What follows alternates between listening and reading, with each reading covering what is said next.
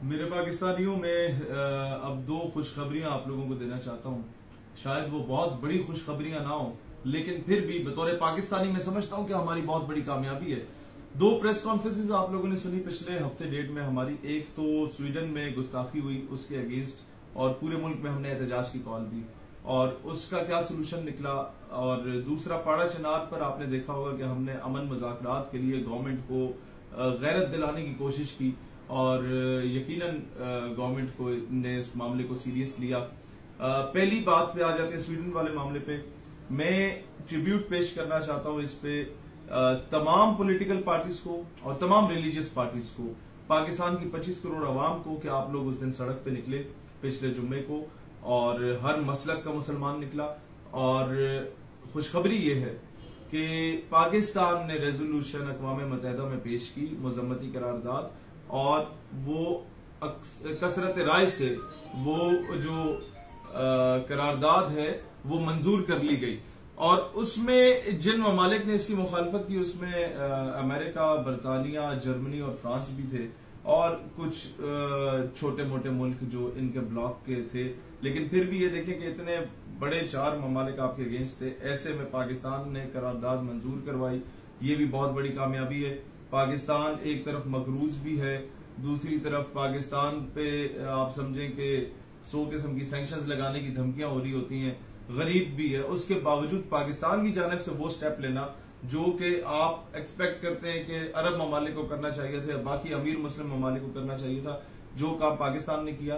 तो मैं समझता हूं कि हमें अपनी गवर्नमेंट से पहले भी बहुत इख्तिलाफात थे, अब भी हैं, आइंदा भी रहेंगे, लेकिन फिर भी हमारी जितनी भी हुकूमतें रही हैं उन्होंने बाकी मुस्लिम ममालिक की निस्बत हमेशा स्ट्रॉन्ग स्टेप ही लिया है।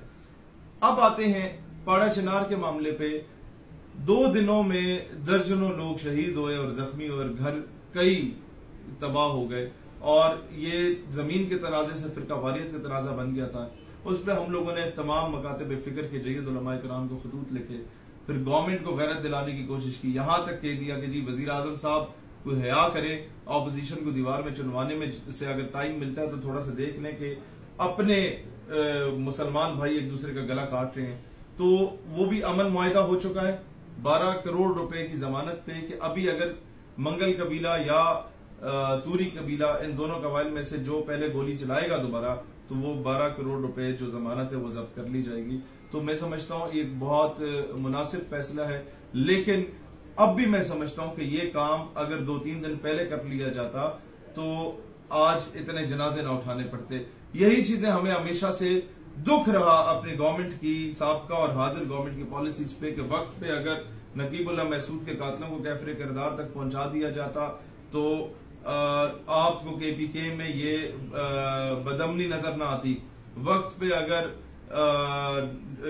राजा जफरुल हक की रिपोर्ट को पब्लिक कर दिया जाता और जिन लोगों ने खत्म नबूवत सल्लल्लाहु अलैहि वसल्लम के हल्फनामे में तरमीम की कोशिश की गई तो हमें कई जनाजे ना उठाने पड़ते।